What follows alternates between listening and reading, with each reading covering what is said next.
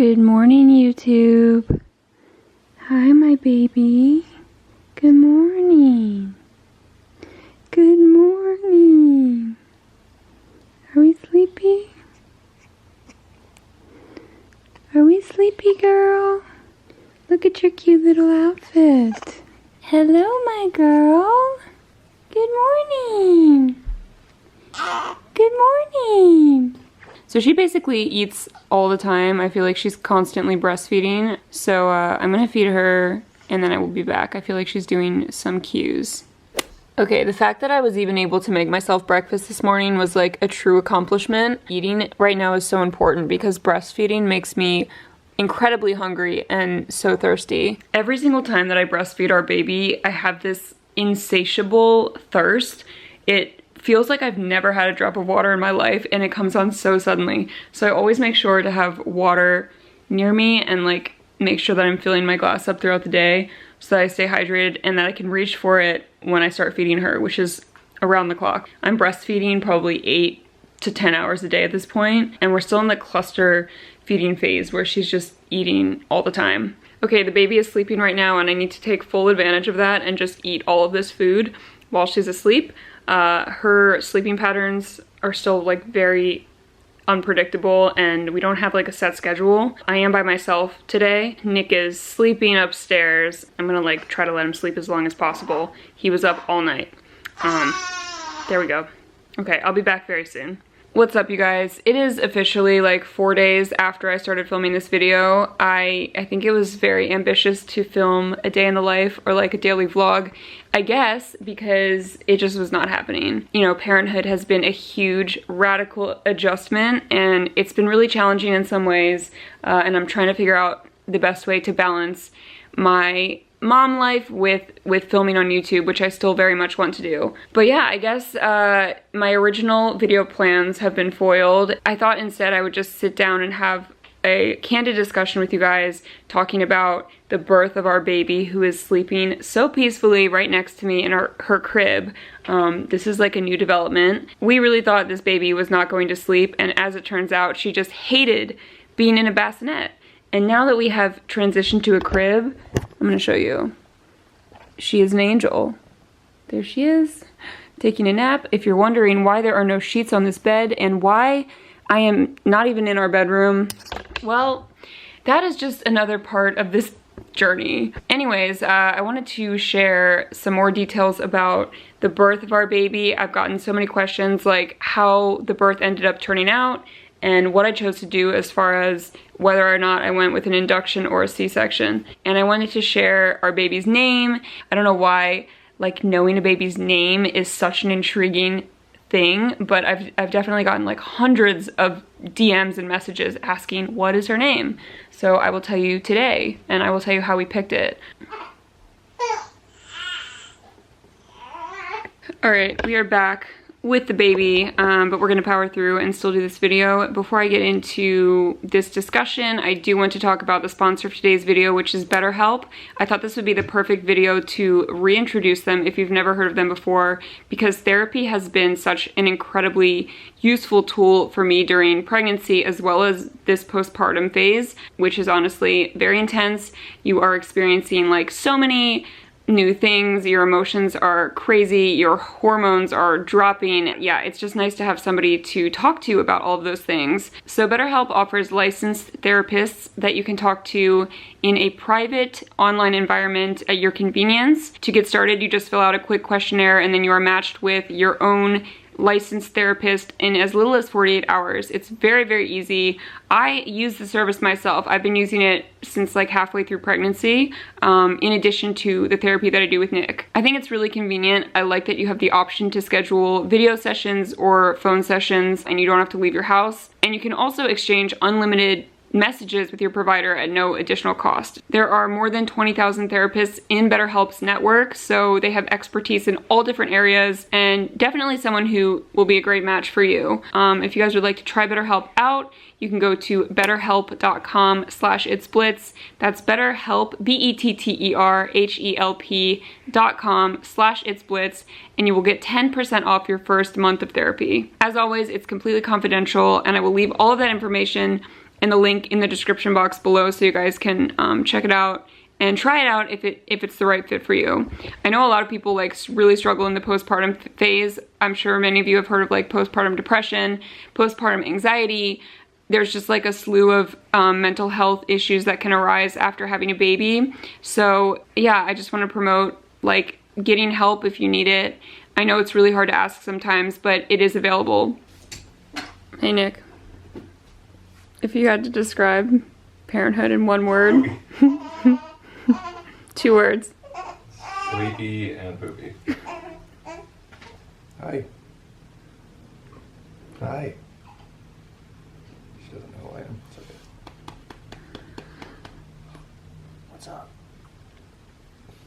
She's starting to make like more animated facial expressions. Hopefully she doesn't make your animated expression soon. You know the one I'm talking about? Yeah, I'm not gonna do it in front of her though. Alright. Alright, bye. Alright, Nick has taken the baby, so hopefully I can finish filming this. I want to talk about the birth. A lot of questions about this, and I know that my last video was kind of open-ended. Long story short, if you didn't watch that video, at 37 weeks, I had been getting NSTs and monitoring continually because number 1, the baby had growth restriction, and number 2, around like 36 weeks, the baby started to have some decelerations in her heart rate when I was having contractions. So anyways, when I hit 37 weeks, if you watch my last video, that was when my doctor said, okay, we need to get this baby out. His exact words were something like, I just don't want to risk anything adverse happening or anything bad happening at this point. And that is when I started to feel a little bit nervous, mostly because my doctor had kept it super cool and collected through my whole pregnancy. He's like a very straight shooter, so if something's wrong, he's gonna tell you something is wrong, and like throughout my pregnancy, he was really reassuring. But at that point, I just knew like, okay, this is serious, we need to do what we need to do, and that's when he gave me the option of having an induction or having an elective C-section. This was a really hard decision for me, especially because in my like initial birth plan, C-section was nowhere at all. It was like the last thing that I wanted. I was really hoping to have a natural birth, a vaginal birth, all that stuff, but I did actually choose a C-section because I felt like it would be the least stressful method for the baby, and I was worried that, I don't know, I just didn't want it to be this long drawn out labor. You know, sometimes when you're induced, you can be in labor for like 2 or 3 days, and I felt like if the baby was already under stress even before labor, then there was a chance that she could still have those decelerations and they could be stronger, and that I might have to have an emergency C-section. I felt like it was going to end in a C-section either way, so I felt like I might as well just do it right away and like let's get her out as quickly as we can. The weird thing about this is I always in the back of my mind felt like I was A, going to have the baby early, and B, going to have a C-section. Like I had been texting this to my friends back in April or May when I was, you know, in my like 2nd trimester. I just had this like feeling that that was going to happen, and it is what ended up happening. So I guess those feelings were right. So I went with the C-section, and I ended up getting it, I think 10 or like 11 hours after my doctor had made that initial call. And the reason for that was because I had already had a lot to eat and drink in that day. Typically, if you're getting a spinal block, which is what the hospital does for a C-section, you have to like fast beforehand. You're not supposed to have anything to eat or drink. I think it's like 8 hours before. And the reason for that is if you need surgery or if you need to go under general anesthesia, and you have food or liquid in your stomach and you throw up, then you can aspirate that into your lungs, which can be really serious. So we scheduled the C-section for like the next morning really early, and I had like a whole night to kind of prepare myself or try to sleep, which didn't really happen. And that last night I was monitored more than I ever had been. And I had already been at the hospital for like 3 or 4 days at this point, continuously, like hooked up to all these different machines. But specifically that night, a nurse was checking on me like around the clock. She was moving me around, depending on what was better for the baby, and it was really hard to get sleep. So the next morning at around 5:30 in the morning or something like that, Nick and I started getting ready for the surgery. Like we had to just put on, you know, gowns, and Nick had like a whole little outfit he had to put on. I had to put on like a hairnet or a cap, all that stuff. And then maybe at 6 a.m. the anesthesiologist came into my hospital room and gave me like an overview of what would be happening. I was most afraid for the spinal, which is similar to an epidural if you don't know what that is, but I think it's just like faster acting. So that's what numbs you so that you can have the C-section. My biggest fear with that, I don't know, I just don't like not being able to feel parts of my body. Even I hate getting like Novocaine at the dentist, so I knew I was not going to like the spinal. I was really nervous about that. But yeah, the anesthesiologist like walked me through what would be happening, and I asked a million questions, and then we went into the room for surgery. From that point on, everything moved really fast. Nick was not there when I got the spinal. He was allowed to come in right after that. They basically had me like hunch over. I think I was holding like a pillow or something, and then they administer a shot of numbing medication where you're going to get the needle with the spinal block, and then they give you the spinal block. I don't even think I felt the second one, maybe just pressure from the second one. It wasn't incredibly painful, it was definitely tolerable. It did start to work very fast, and that, it just was like an unpleasant feeling, and it's kind of like alarming because, you know, you're hunched over, you get the injection, and then pretty much instantaneously I couldn't feel my feet. Like they started feeling all tingly, and then it just started like moving up my body really quickly. And then I had to lay down on the operating table while they prepped me for the actual surgery. At this point I felt just a little bit anxious because of that sensation. I want to say in like 10 minutes is when the spinal reached its like peak, although I don't know, it's really hard to judge time in that room. Everything kind of just like is a blur. Once the spinal had completely kicked in, I was numb pretty much from my armpit down. And I was very worried that I was gonna feel like I couldn't breathe because I was like numb in my chest, but I still luckily had this full sensation of being able to breathe. Like I was able to take deep breaths, you know, calm myself down a bit. So that was nice, and everyone who was in the room was really helpful and kind. And at this point Nick was there as well. As far as the actual C-section, that was just so rapid. They do put a curtain like above your waist, like under your chest, so that you can't see what's happening. I mean, I think that would probably be really traumatic, although I don't know, maybe some people are into that. I did not want to see myself being cut open. I didn't want Nick to see that. I don't think he wanted to see that either. I think it would have just been like a little bit scary. From the time they like put the curtain up to the time the baby was out, it was probably like 10 minutes. And I didn't feel any pain in the whole procedure. I did feel like really weird pressure, you know, because they are cutting into you and moving some things around to get the baby out, but I didn't feel any pain. It was just, I would describe it as a very weird feeling, but it wasn't scary and it wasn't painful. Before I knew it, I heard one of the nurses say like, oh, I see a baby with a lot of hair, and then shortly after I heard the baby crying, and then they brought her over and put her on my chest so we could do like skin to skin contact. The whole thing felt like kind of an out of body experience for me. It was just really hard to process, I guess. That being said, I do want to reiterate that it was not very scary. No part of it was traumatic for me, and no part of it was like terrifying, and I was really worried that it would be, and it wasn't like that. I was only able to do that initial skin to skin contact for like 5 minutes because they needed to make sure the baby was okay. She did measure 6 pounds 1 ounce, which was more than we thought she was going to weigh. So still on the smaller side, but larger than she was measuring in utero. Yeah, then they like check the baby's vitals and all that, make sure she's fine, and then they wheel you right around the corner into the post-operative area so that they can monitor you for like a couple hours. I don't even know how long, but they monitor you after you give birth. They check, you know, your vitals, and like a nurse is sitting with you to make sure everything is okay.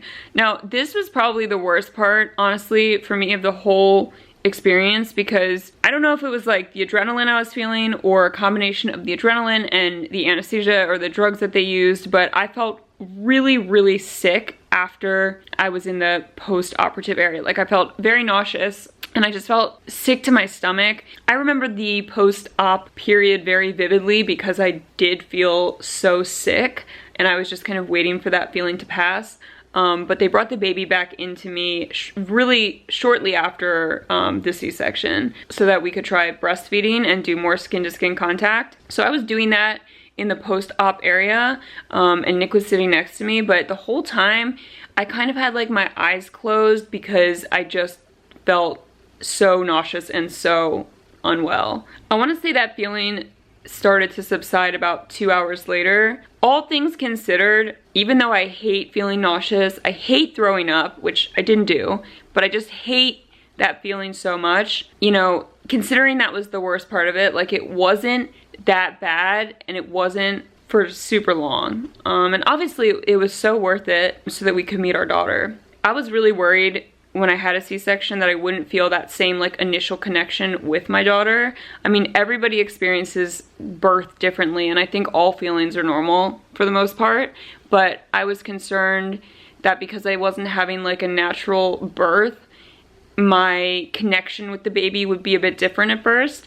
And to my surprise, it really wasn't like that. I felt very, very connected right off the bat. Once she was in that post-op area and I was holding her, even feeling, you know, not my best, I felt like super amazed and just so happy to be with her. I'm gonna insert a picture of this, but the morning of the C-section before I had the operation, like when I woke up, I was in one of the worst moods ever. I think I was just nervous. I felt really, really bummed that I was gonna have to have this C-section. It was a combination of being nervous, you know, really bummed that none of my birth plan was happening. Like no parts of it at all really were happening, except ultimately I did get to do like skin to skin contact right away. So there were small components, but as a whole, nothing really went as planned. I also just think like my entire pregnancy, after having 2 miscarriages, I think I suppressed a lot of fears and anxiety. I wanted to be calm for the baby and I wanted to have a relaxed pregnancy.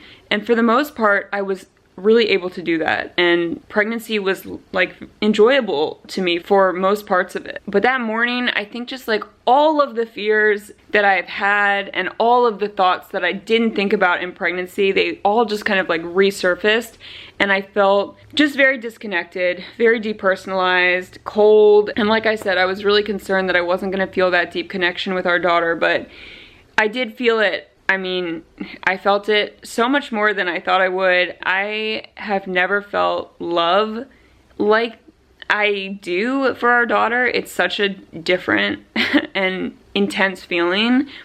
Like when you see your child for the first time and when you get to hold your child and like be with them, everything else went out the window for me. I didn't care about the C-section. I didn't care about my birth plan. I didn't care about any of the complications that had happened in pregnancy. Everything was worth it. I would do it again 1,000,000 times over in the same way if I had to, absolutely. After having a C-section, I can say with certainty that if I ever had to have one again, I don't think I would feel nervous for it and I don't think I would feel afraid. And if I had to choose that, I would pick it and I wouldn't feel any type of way about it. Also, as far as my recovery, it has been incredibly easy. I know that's not the case for everyone. I've had multiple friends that have had C-sections and their experiences have differed dramatically, but my recovery was like the easiest thing ever. I want to say I had 2 days where I had like, you know, pain. I think we stayed in the hospital for 3 nights after her birth. I was mostly taking just Motrin for the pain though. And I went on a walk around the hospital. I think it was the same day I had the baby. Like that night, I did a very, very mini walk with one of the nurses. Like she was holding on to my arm and all that. And my doctor encouraged me to start moving as soon as I felt like I could because he told me it was gonna aid in my recovery. The worst part about recovery for me was laughing. In fact, I think it actually made me cry like twice. That was the worst pain I experienced. And that was just like in the day or 2 after the C-section. But other than that, it wasn't bad. My body felt really great like 3 days after the surgery. And then once I got home, it was kind of like back to business as usual, except I wasn't allowed to carry or lift heavy things. Like anything heavier than the baby, my doctor said, do not pick it up. Be careful doing too many chores. He didn't want me driving. And yeah, that's basically it. I'm almost 6 weeks out now from having that surgery, and I feel great. Like body-wise, I feel great. I have an appointment with my doctor soon. It's like my 6-week post-op appointment, just so he can make sure everything is great. I mean, my scar looks so good. For being such a major surgery, I was expecting the recovery period to be a lot worse, and it was not bad. Again, everyone's experience is going to be different, and you know, like everyone's body is different as well. So I feel really grateful that I've been able to bounce back so quickly. And it's been really incredible watching my body change from being pregnant to the postpartum period. If you choose to breastfeed naturally, it helps your uterus contract and shrink back quicker, faster.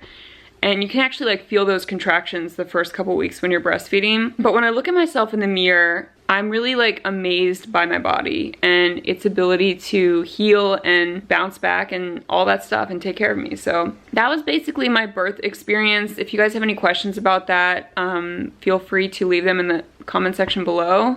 I will try to answer any of them if you have them. I'm sure I forgot to include some information about that, but I did want to share my birth story mostly because mine was overall like a very positive experience, especially given the circumstances. I feel like I learned a lot of valuable lessons from it. Okay, now the part you guys have all been waiting for, the baby's name.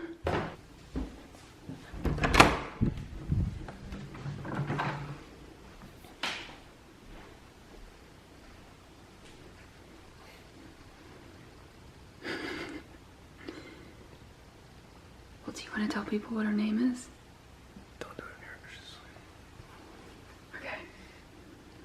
Alright, so without further ado, the name that we chose for our baby is Honor. This is a name that I have loved for years. It's one that I picked out like way before I was even pregnant this past time, but it was the first pregnancy when I felt like, okay, this is definitely the name for our baby. Like I just felt like it was fitting for her, even though I had never seen her and never met her yet. And Nick kind of like wavered back and forth. Sometimes he really liked it, and sometimes he was like, I don't know. And we like wrote tons of lists together and went back and forth trying to figure out what we wanted to name her. But it really wasn't decided until after she was born. Even though I had been calling her that as a nickname throughout my pregnancy, I would just call her my Honor Girl. We didn't choose the name until after she was born.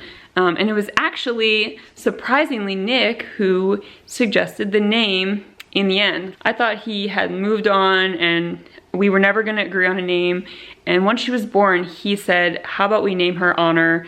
And I was just so happy, and it was perfect. I let Nick choose her middle name because I wanted it to be like a collaborative, you know, name that we picked together. So he picked a name that he really liked, and then we used his last name, even though we are not married. That's another thing we couldn't agree on during the pregnancy, like what should we pick for her last name, because we both obviously have different last names. In the end, we actually like worked it out very amicably and with a lot of excitement, even though during pregnancy, it was a source of contention. So there is a message for anyone out there who is pregnant, who can't agree on a name with their partner for the baby. Don't freak out about it. You guys are gonna figure it out just like we did. I think that's all I have to say in this video. I'm really looking forward to shooting like mom content, so let me know what kind of videos you guys wanna see. Filming with a baby is going to be really challenging, but I do wanna try to like capture some of these early moments and some of my experiences. So tell me what you guys would like to see, and I'm looking forward to sharing this new chapter with you guys. What a crazy time in my life, honestly. I am so grateful and so grateful to have all of you guys. I will see you guys all very soon in my next video, which will be really soon, I promise. Stay tuned, and I will talk to you then.